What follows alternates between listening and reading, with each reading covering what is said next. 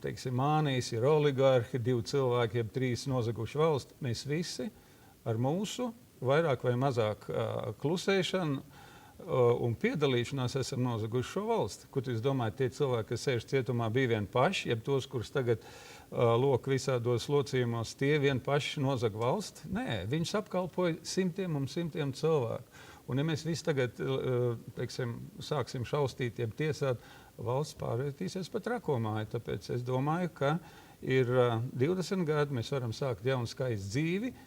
Un, Sakiet, lūdzu, vai jūs pats varbūt domājat atgriezties politikā, pieļaujot šādu iespēju? Ja kādai partijai vajadzīgs profesionāls ārlietu ministrs, es esmu gatavs. Es domāju, ka es šo priekšmetu pārvaldu. Un es domāju, ka tie cilvēki, kas jūtās profesionāli savās nozarēs, viņam vajadzētu nekautrēties un pieteikties. Un tad, lai rīko sabiedrībā apspriedes, lai ir bez mazvai tā kā konkurss, lai ir tā kā veidot, teiksim, Latvijas izlases basketbolā, tad sanāk labākie. Un kurš politiskais spēks, piemēram, būtu tas, kas jūs varētu interesēt? Vai tā varētu būt jaunā Zatlera reforma partija? Nekad. Es neesmu vispirms mani gabarīti neiet tenīs rāmjos, kurus viņš ir izveidojis. Kādā ziņā? Tāpēc, ka viņam vajadzīgi jauni cilvēki. Viņš runā par to, ka jaunie cilvēki nāks un pārvaldīs valsti. Otrs, es neesmu dzirdējis nevienu ideju, nevienu tēzi, nevienu atslēgas vārdu no Zatlera kunga, kas liecinātu, ka viņš saprot priekšmetu un viņš zina, kā visu mūsu dzīvi padarīt labāku un skaistāku. Kura partija, jūsuprāt, šobrīd vislabāk saprot priekšmetu?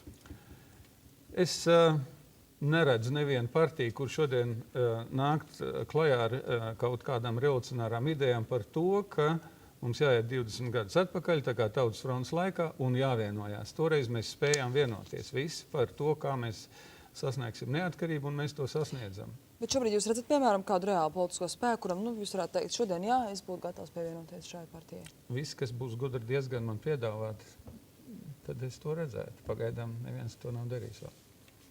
Šonadēļ sākas jau gatavošanās ārkārtas vēlēšanām. Principā šobrīd jau ir sajūta, ka tas jau ir sācies jau iepriekš. Cik asas, jūsuprāt, varētu izvērsties šogad šīs priekšvēlēšana cīņas?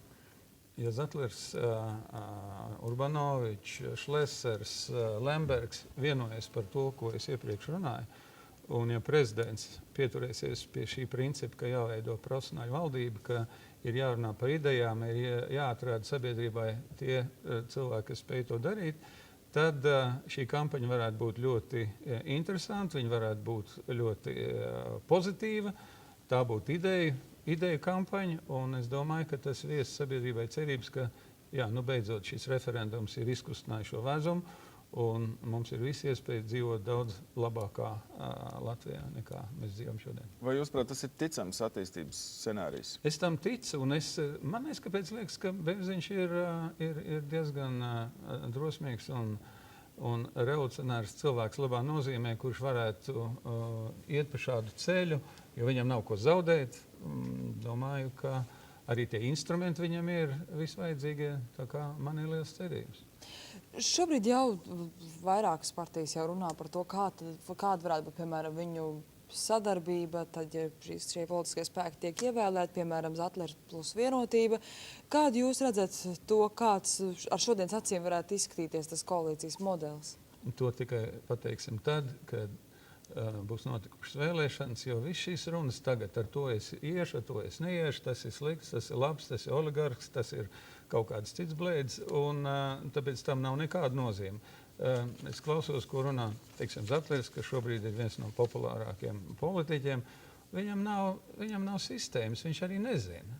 Viņš mētājās. Tad viendien viņam ir tāds uzstādījums, tad viņš ar oligarhiem nedraudzēsies, pēc tam varbūt draudzēsies, ja viņš izlasīs viņu programmas, un nav nekādas tādas skaidras vīzijas cilvēkam un arī tai partijai. Es līdz šim neesmu neko labu no viņam dzirdējis. Jums ir skaidra vīzija, piemēram, par oligarhiem šobrīd? Jā. Es domāju, ka mēs dzīvojam nozagtā valstī un 3 cilvēki nenozaga valsti.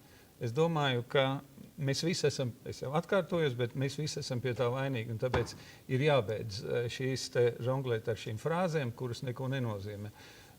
Ja mēs neizveidosim sistēmu, kur oligarhiem un valsts izredzējiem nav vietas, nekas nemainīsies. Jāmaina sistēma. Valsts pārvaldes sistēma ir atslēgas vārds. Vai jūsuprāt, šim Saeimas sasaukumam vēl būtu jāpieņem kādi būtiski lēmumi, piemēram, par pensiju palielināšanu, par ko tiek runāts? Tā viņi varētu sariept tai nākamajai Saeimai, kurā varbūt viņi paši atradīsies. Tā nav pirmā reize, kad vecā Saeima palielina pensijas un iedzen valsts lielākos parādos, tad nāk nākamā Saeima un tai atkal viss tas jālemj atpakaļ.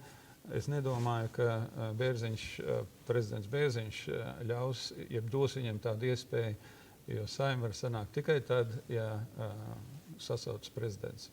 Jūs minējāt, ka ārlietas ir jūsu stiprā puse. Pasaules atacinājusi ziņas par Norvēģiju un to, kas ir noticis tur. Jūsuprāt, pēc šī gadījuma, kas varbūt būtu jāņem vērā Latvijai?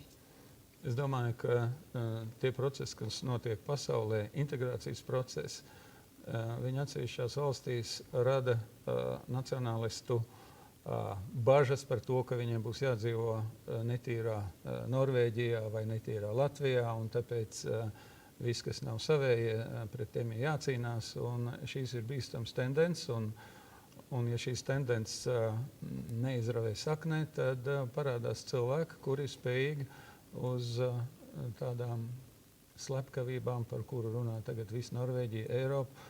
Un es domāju, arī Latvijā tāda cilvēka nīšana, sveštautietis, ja nelatvietis ir mums svešs, un to vajadzētu dekolonizēt, deportēt, es nezinu vēl ko. Domāju, ka šie noskaņojumi ir ļoti bīstami, un ne tikai Norvēģijā vai Itālijā vai Vācijā. Viņi Francijā šie noskaņojumi plēšās plašumā, diemžēl. Paldies par sarunu. Paldies. Paldies. Šī bija bijušais ārlietu ministrs Jānis Urkāns. Un turpinām ar citām ziņām šorīt.